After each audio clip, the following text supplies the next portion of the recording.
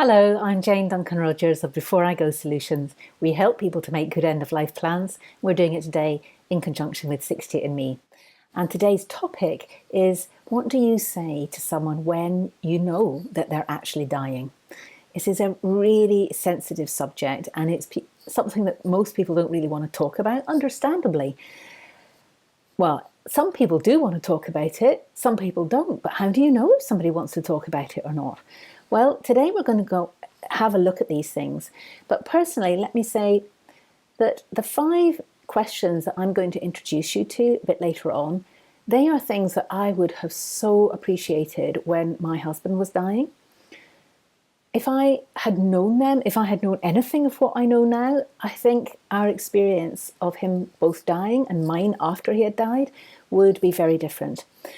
Not that it was terrible or anything. Well, of course it was terrible because he had died. That was terrible. But the experience itself was okay, but it could have been a lot better and a lot easier on me as well.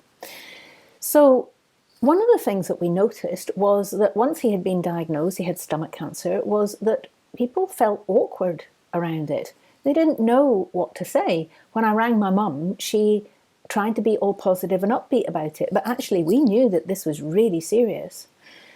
When I rang my brother to tell him, he made a joke, believe it or not. He said, what was it? He said, just think about it, at least the food bills will go down. Now, fortunately, that we thought that was very funny, and but it is black humour, and black humour is one of the ways that people cope with this sort of thing. But I think what I'm demonstrating here is that it's okay to feel awkward. It's natural to feel awkward.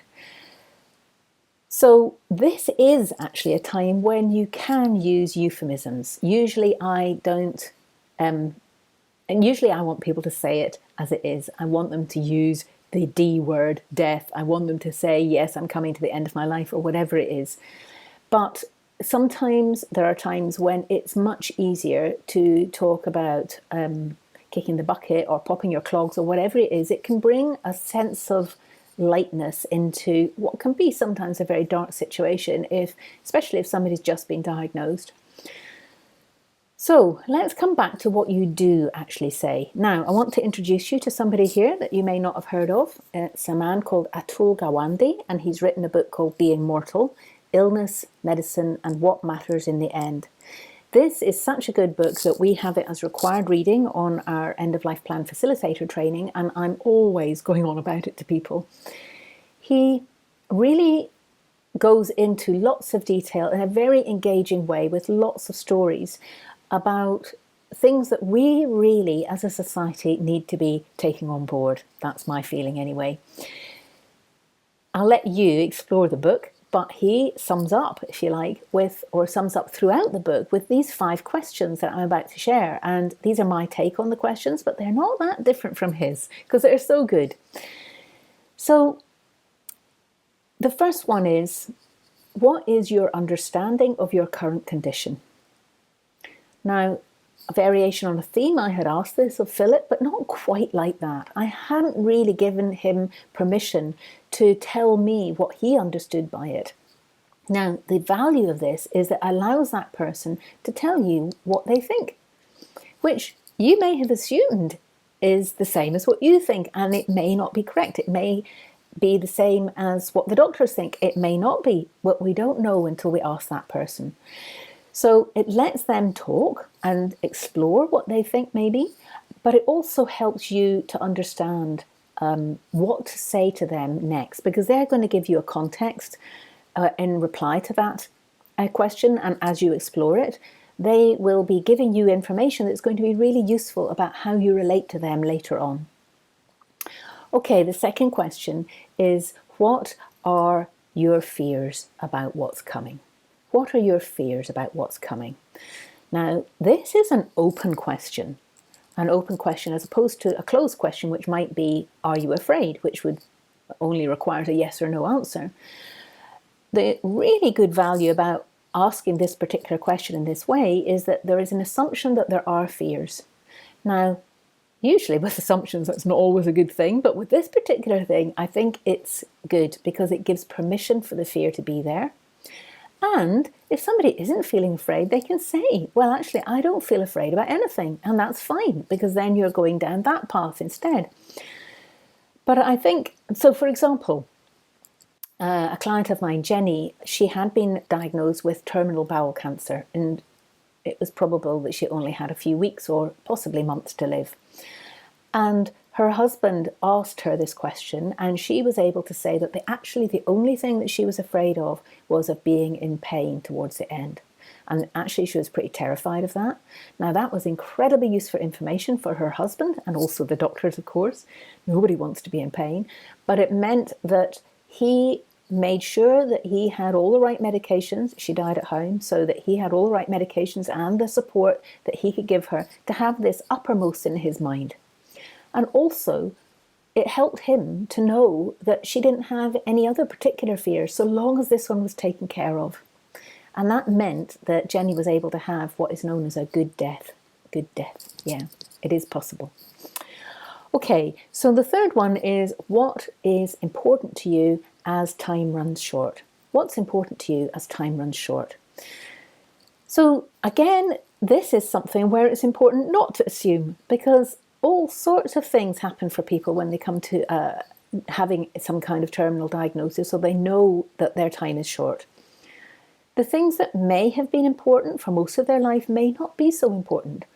Alternatively, depending on how much time you think you've got, and of course we never know how much that is, it might be that there are things on your bucket list that that person wants to do and that they're clear about and that can be prioritised.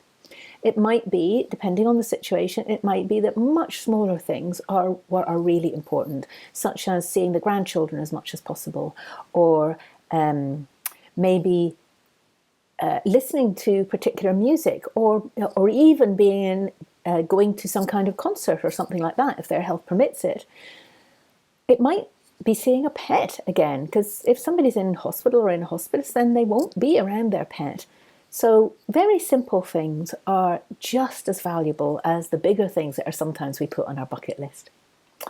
Okay, number 4, ask the person if they have any trade-offs. For example, is there some way of thinking about this where they they want to have visitors, say, but they only want certain visitors. There might be some people that they don't want to see again, and that's okay. They might only be able to say, yes, I can see this person, but only if I don't see anybody for the 2 days previous. Or they could say, can you tell everybody who wants to see me that actually I need to limit my time and it will be half an hour a day for each, 5 days in the week, or something like that. Whatever it is,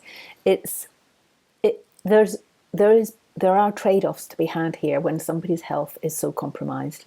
So that's something to explore with them and to help them to explore as well.